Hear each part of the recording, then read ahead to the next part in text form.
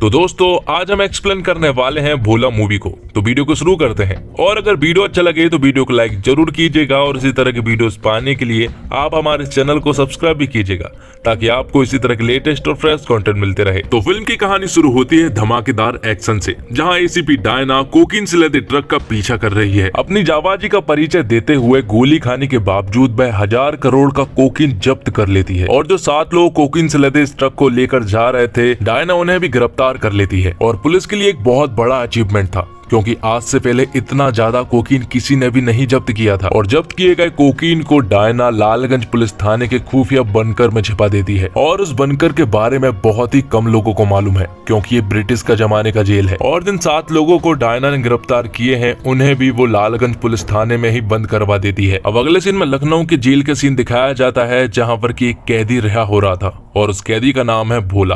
दरअसल भोला 10 सालों के बाद जेल से रिहा हो रहा है। वैसे तो उसे उम्र कैद की सजा हुई थी लेकिन अच्छे बर्ताव के कारण उसे जल्दी रिहा कर दिया जा रहा है। अब अगले सीन में हमें अश्वत्थामा उर्फ आंसू को दिखाया जाता है और जो 1000 करोड़ का कोकीन जब्त हुआ है वो किसी और का नहीं बल्कि आंसू के लोगों का ही है। और ये बात जब आंसू को मालूम चलती है तो वो पूरी तरह से बौखला जाता है। आंसू ये बात अपने भाई निठारी को बताता है, जिसके बाद निठारी और आंसू अपने कोकीन के बारे में पता लगाना शुरू कर देते हैं। और निठारी और आंसू के पास गैंगस्टर की पूरी फौज है, वो आराम से पूरे के पूरे शहर को तबाह कर सकते हैं। तब वो उन्हीं गैंगस्टर और अपने कुछ खबरियों की मदद से अपने कोकीन के बारे में पता लगाना शुरू कर देते हैं। और खबरी सिर्फ आंसू और निठारी के ही नहीं है बल्कि एसीपी डायना का भी है। दरअसल रौनक नाम का एक अंडरकवर एजेंट निठारी और आंसू के साथ पिछले 2 साल से काम कर रहा है और रौनक सारी इन्फॉर्मेशन डायना को बताता है। हालांकि आंसू के अपनी गैंग के ऊपर शक है कि उनके बीच में कोई गद्दार है। जिसके बाद डायना अपने बॉस के पास जाती है, जहाँ पर डायना का बॉस उसे सलाह देता है कि जब तक अदालत माल की कस्टडी नहीं लेती है तब तक ये जानकारी गुप्त रहनी चाहिए। लेकिन वे दोनों इस बात से अनजान थे कि उन्हीं की फोर्स में मौजूद भेड़िया सारी जानकारी नशीले माल की तस्करी करने वाले माफिया गिरोह आंसू और निठारी को दे रहा है। उस पुलिस फोर्स के गद्दार को पुलिस फोर्स के बारे में सारी जानकारियां हैं और वो आंसू को ये सारी जानकारियां दे देता है और वो उससे डील करता है कि 1000 करोड़ के कोकीन के बदले में वो उसे 50 करोड़ रुपए देगा। और जिन ऑफिसरों ने कोकीन से लदे ट्रक को जब्त किया है वो उन्हें भी उनके हवाले करेगा। अब अगले सीन में लालगंज पुलिस थाना दिखाया जाता है जहाँ पर 55 साल का अंगद यादव नाम का एक पुलिस कांस्टेबल आता है। दरअसल अंगद यादव का ट्रांसफर हो चुका है और उसका ट्रांसफर लालगंज पुलिस थाने में ही हुआ है और आज उसकी ज्वाइनिंग है। और लालगंज पुलिस थाने में सिर्फ 4 कांस्टेबल थे और साथ ही यहाँ पर 4 स्टूडेंट भी थे जो कि रात को अपने दोस्त का जन्मदिन सेलिब्रेट कर रहे थे, वो भी लाउड स्पीकर के साथ। तो उन्हें अरेस्ट कर लिया जाता है। जिसके बाद लखनऊ के अनाथ आश्रम में हमें ज्योति नाम की एक छोटी सी लड़की को दिखाया जाता है। दरअसल आज उससे कहा गया है कि कल सुबह उससे कोई मिलने के लिए आएगा जो कि उसका एकदम खास है। लेकिन ज्योति का इस दुनिया में कोई भी नहीं है तो वो सोचती है कि आखिर उससे कौन मिलने के लिए आएगा। अब अगले सीन में हम देखते हैं कि डायना के बॉस का आज आखिरी दिन था। दरअसल आज उनका रिटायरमेंट है, इसलिए वो सारे ऑफिसरों को शराब पिला रहे होते हैं। लेकिन डायना को छोड़कर सभी लोग यहाँ पर शराब पीते हैं। दरअसल डायना को कंधे पर गोली लगी हुई थी और उसने मेडिसिन वगैरह खाई हुई थी, इसलिए वो शराब नहीं पीती है। लेकिन यहाँ पर शराब पीते ही कुछ मिनटों में ही सारे ऑफिसर अचानक से बेहोश हो जाते हैं। डायना को अचानक से ये सब कुछ समझ नहीं आया कि आखिर ये क्या हुआ। धीरे से उसे समझ आता है कि शायद शराब पीने की वजह से उनका ये हाल हुआ है और शराब में जरूर किसी ने कुछ मिलाया है क्योंकि उसने ही सिर्फ शराब नहीं पी थी। तो अब इन सारे पुलिस वालों को किसी भी हालत में हॉस्पिटल ले जाना था, लेकिन उसके कंधे में गोली लगी हुई थी इसलिए वो तो ट्रक नहीं चला सकती थी। और डायना के अलावा यहाँ पर कुछ खाना बनाने वाले लोग थे और साथ ही रिहा हुआ एक कैदी भी था जिसका नाम भोला है। और जब डायना खाना बनाने वाले लोगों से पूछती है कि क्या उन्हें ट्रक चलाना आता है तो वो मना करते हैं। और यहाँ पर जब भोला से पूछा जाता है तो वो हाँ तो कहता है, लेकिन वो साथ ही उससे ये भी कहता है कि वो आज ही रहा हुआ है और वो अपनी बेटी से मिलने के लिए जा रहा है जिसे कि उसने कभी भी नहीं देखा है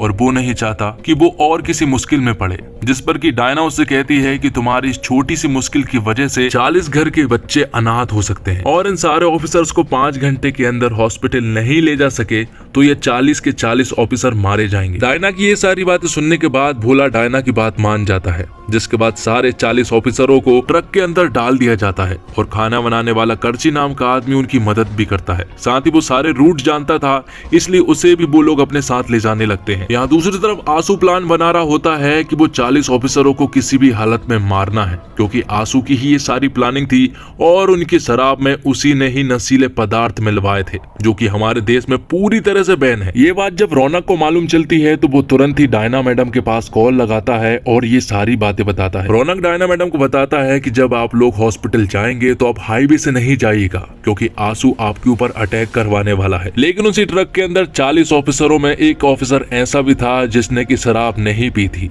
जो कि आंसू के साथ मिला हुआ है, और वो अपनी लोकेशन आंसू के पास शेयर कर देता है। और लोकेशन मिलते ही आंसू तुरंत ही शहर के सारे गैंगस्टरों को बुला लेता है। वो उनके सामने ढेर सारा पैसा रखता है और उन सभी के सामने एक एग्रीमेंट के रूप में वीडियो बनवाता है। वो उनसे कहता है कि जो भी उन 40 लोगों को मारेगा उन्हें 40 करोड़ रुपए दिए जाएंगे, और जो भी डायना मैडम को मारेगा उन्हें 5 करोड़ रुपए मिलेंगे। यहाँ दूसरी तरफ रौनक ने डायना मैडम को बता दिया था कि आंसू को लालगंज पुलिस थाने के बारे में पता चल गया है कि माल वहीं पर है, इसलिए यहाँ पर डायना मैडम तुरंत ही लालगंज पुलिस थाने में कॉल लगाती है और वहाँ के कांस्टेबल से कहती है कि अपने आजू बाजू के पुलिस स्टेशन की सारी पुलिस फोर्स को बुला लो और अपने पुलिस स्टेशन के सारे दरवाजे और खिड़कियां बंद कर लो। लेकिन ये सारी बातें सुनने के बाद वो पुलिस कांस्टेबल पूरी तरह से डर जाता है और वो अपने साथ के 3 कांस्टेबल के साथ इस पुलिस स्टेशन से रफू चक्कर हो जाता है। तो अब इस पुलिस स्टेशन में सिर्फ अंगद यादव और वो 4 स्टूडेंट बचे हुए हैं। थोड़ी देर के बाद डायना मैडम फिर से कॉल लगाती है, लेकिन कॉल कोई भी नहीं उठा रहा था।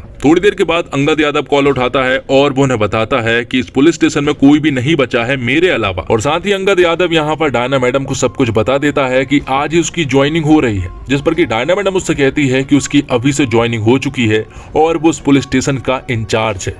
तो मैं तुरंत ही अभी के अभी सारे दरवाजे और खिड़कियां बंद करने हैं। यहाँ लखनऊ के अनाथ आश्रम में ज्योति को किसी तरह से अपने पिता का नंबर मिल जाता है, लेकिन उसे मालूम नहीं था कि ये आदमी कौन है। बस उसे मालूम था कि ये आदमी उसे मिलने के लिए आ रहा है और ये उसका नंबर है, इसलिए वो कॉल लगाती है और यहाँ पर भोला उससे बात करता है। लेकिन भोला जब उससे बात कर ही रहा होता है कि तभी अचानक से कुछ बाइकर्स यहाँ पर आते हैं और वो लोग भोला के ट्रक पर हमला कर देते हैं और उसके पूरे ट्रक को आग लगा देते हैं। यहाँ पर वो कई सारे बाइकर्स थे जो कि उसके ट्रक का पीछा भी कर रहे थे, लेकिन तभी बहादुरी के साथ भोला बाहर आता है और उन बाइकर्स का सामना करता है।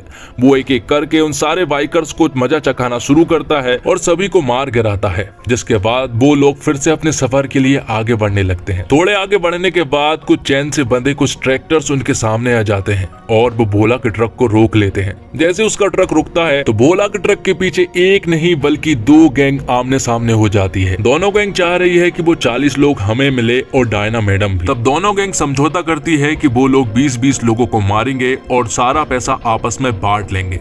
लेकिन यहाँ पर थोड़े आगे बढ़ने के बाद उनका सामना होता है भोला से, और भोला उन्हें ऐसा मजा चखाता है कि वो लोग देखते रह जाते हैं, क्योंकि भोला उन्हें सिर्फ मार नहीं रहा था बल्कि भोला उन्हें जान से मार रहा था। और डायना मैडम भी भोला का साथ दे रही थी। जो भी ट्रक पर चढ़ने की कोशिश करता, डायना मैडम उन्हें गोली मार देती। और यहाँ पर आंसू को मालूम चल गया था कि लालगंज पुलिस थाने में उनका माल है, इसलिए वो सारे गैंगस्टर को लेकर लालगंज पुलिस थाने में पहुंच जाते हैं, जहां पर कि वो चिल्ला कर कहते हैं कि उनके पास सिर्फ 5 मिनट है और अगर 5 मिनट के अंदर वो लोग बाहर नहीं आए तो वो इस पूरे के पूरे जेल को जला देंगे। तो जेल के बाहर जो भी हो रहा था, अंगद यादव ये सारी बातें डायना मैडम को बताता है। डायना मैडम यहाँ पर उनसे कहती है कि जेल में ही उनके 7 लोग बंद हैं, उनसे मेरी बात कराओ। और जब यहाँ पर डायना मैडम की बात उनसे कराई जाती है तो डायना मैडम उनसे कहती है कि उनका माल उनके पास नहीं है। वो लोग आंसू से कहते हैं कि हम तुम्हारे 7 लोगों को छोड़ रहे हैं। आंसू तो यहाँ पर अपने माल के लिए आया था, लेकिन जब उसे मालूम चला कि उन 7 लोगों में उसका बड़ा भाई भी है तो वो इस डील के लिए तुरंत ही मान जाता है। तब ये लोग लॉकअप का गेट और पुलिस स्टेशन का गेट दोनों ही खोलने लगते हैं। लेकिन आगे इन्हें थोड़ी ही देर के बाद मालूम चलता है कि उन 7 लोगों में से एक आदमी दरअसल में आंसू का भाई है, जो कि एक बहुत बड़ा गैंगस्टर है, और अगर वो बाहर आ गया तो वो इन सभी लोगों को मार देगा। इसलिए डायना मैडम तुरंत ही गेट बंद करने को कहती है और ये लोग ऐसा ही करते हैं। तब ये लोग जल्दी से लॉकअप का गेट और पुलिस स्टेशन का गेट बंद कर देते हैं। तब आंसू का भाई लॉकअप की खिड़की से बाहर चिल्लाने लगता है कि उनका पूरा का पूरा माल इसी जेल में है। लेकिन यहाँ पर आंसू ठीक से नहीं सुन पा रहा था, इसलिए वो खिड़की के पास आता है और यहाँ पर अंगद यादव भी कुछ नहीं कर पा रहा था, वो उसे बोलते हुए नहीं रोक पा रहा था। तब यहाँ के स्टूडेंट के दिमाग में एक आइडिया आता है और जो लाउड स्पीकर पुलिस वालों ने जब्त किए थे वो आंसू के भाई की लॉकअप के बाहर रख देता है और उन्हें जोर जोर से बजाने लगता है। जिससे कि आंसू के भाई की आवाज बाहर तक नहीं जाती है। और फिर थोड़ी देर के बाद आंसू किसी तरह से पेड़ के सहारे उस जेल के ऊपर चढ़ जाता है और किसी तरह से वो अंदर भी पहुंच जाता है, जहां पर वो अपने भाई से मिलता है। और यहाँ पर उसका भाई आंसू से कहता है कि हम इस पूरे के पूरे जेल को जला डालेंगे। आंसू भी यहाँ पर उनसे कहता है कि वो बस चाबी लेकर आ रहा है, जिसके बाद वो सभी को आजाद कर देगा। जिसके बाद वो उन सभी लोगों के पास जाता है और आंसू उनसे लड़ना शुरू कर देता है, लेकिन यहाँ पर वो सभी लोग किसी तरह से आंसू को बंदी बना लेते हैं। वो लोग उसके हाथ और पैर को बांध देते हैं और वहाँ भोला जंग जीत चुका था। वो लोग हॉस्पिटल तो नहीं पहुंच सकते थे क्योंकि उनके पास सिर्फ 1 घंटा ही बाकी था, इसलिए वो लोग एक महाकाल की मूर्ति के पास बैठे हुए थे और यहीं पर डॉक्टर और एम्बुलेंस आने वाली थी क्योंकि 1 घंटे के अंदर उनका इलाज भी करना था। इसलिए वो लोग यहाँ पर बैठकर उनका इंतजार कर रहे थे और यहीं पर भोला के साथ करची भी बैठा हुआ था और वो यहाँ पर भोला से उसकी पास्ट की स्टोरी पूछता है, जिस पर कि भोला उसे बताता है कि वो एक लड़की से बहुत प्यार करता था। भोला यहाँ पर करची को अपनी पूरी की पूरी लव स्टोरी सुनाता है और वो उससे कहता है कि एक आदमी की वजह से हम दोनों की जिंदगी बर्बाद हो। और जेल में उसे मालूम चला था कि उसकी जिंदगी तो चली गई, लेकिन उसने अपनी एक छोटी सी जिंदगी एक अनाथ आश्रम में छोड़ गई। और यहाँ लालगंज पुलिस थाने में चेतन अपनी एक दोस्त से बात कर रहा होता है, तभी अचानक से आंसू के लोग खिड़की से उसका गला दबाकर उसकी जान ले लेते हैं। और ये सब देखकर अंगद यादव का दिमाग पूरी तरह से खराब हो जाता है और वो यहाँ पर एक हथौड़े से आंसू की जान ले लेते हैं। यहाँ दूसरी तरफ एम्बुलेंस आ चुकी थी और वो सारे पुलिस वालों को यहाँ से ले जा लेती है, लेकिन थोड़ी देर के बाद यहाँ पर आंसू का भाई आ जाता है, वो भी ढेर सारे गैंगस्टरों के साथ। वो यहाँ पर आते ही भोला को बुरी तरह से मारना शुरू कर देते हैं, जिसके बाद वो यहाँ पर डायना मैडम को भी बुरी तरह से टॉर्चर कर रहे थे। थोड़ी देर के बाद यहाँ पर रौनक आ जाता है क्योंकि डायना मैडम का कॉल नहीं लग रहा था और उसे मालूम चल गया था कि वो लोग मूर्ति के पास है। यहाँ पर वो आ जाता है और रौनक के बारे में यहाँ पर आंसू के भाई को मालूम चल गया था कि वो गद्दार है। तब आंसू का भाई रौनक को बेरहमी से मार देता है और जब ये लोग डायना मैडम को यहाँ से लेकर जा ही रहे होते हैं कि तभी भोला जाग जाता है और वो यहाँ पर सभी लोगों को चुन चुन के मारना शुरू कर देता है। यहीं पर एक त्रिशूल भी था, उस त्रिशूल की मदद से वो यहाँ पर सभी को मार डालता है। तो ये जंग जीतने के बाद भोला तुरंत ही लालगंज पुलिस थाने की तरफ निकल पड़ते हैं। यहाँ दूसरी तरफ जब यहाँ पर आंसू का भाई निठारी से मिला था तो आंसू ने उन्हें मोबाइल दे दिया था और उन्होंने सारे बड़े बड़े गैंगस्टरों के पास कॉल लगा दिया था और ये कहा था कि उन्हें एक जेल को उड़ाना है और सभी को लालगंज पुलिस थाने बुला लिया था। यहाँ भोला, डायना मैडम और करची लालगंज पुलिस थाने पहुंच चुके थे। डायना मैडम तुरंत ही उस बंकर में जाती है और उस खुफिया बंकर में वो 1000 करोड़ के कोकीन को जलाकर राख कर देती है। और यहाँ दूसरी तरफ भोला तुरंत ही अंगद यादव और स्टूडेंट के पास जाता है, उन्हें वो सही सलामत उस जेल से बाहर निकलवाता है और उस खुफिया बंकर में उसे एक मशीन गन भी मिलती है और उस मशीन गन को चलाना वो जब शुरू करता है तो यहाँ पर वो जेल के बाहर तबाही मचाना शुरू कर देता है और शहर के सैकड़ों गैंगस्टरों की लाशें बिछा देता है। भोला इन सभी को मारने के बाद सबसे पहले वो अपनी बेटी से मिलने के लिए जाता है। उसकी बेटी का नाम ज्योति है। ज्योति यहाँ पर जब अपने पिता को देखती है तो वो बहुत ज्यादा खुश हो जाती है क्योंकि ज्योति ने आज से पहले अपने पिता को कभी भी नहीं देखा था। उसे तो मालूम भी नहीं था कि उसके पिता भी हैं। और फिल्म के लास्ट सीन में हमें एक बहुत बड़ी शिप को दिखाया जाता है जिसमें कि ढेर सारे विलन्स थे और यहीं पर हमें इनका बॉस दिखाया जाता है जिसका रोल प्ले किया है अभिषेक बच्चन ने।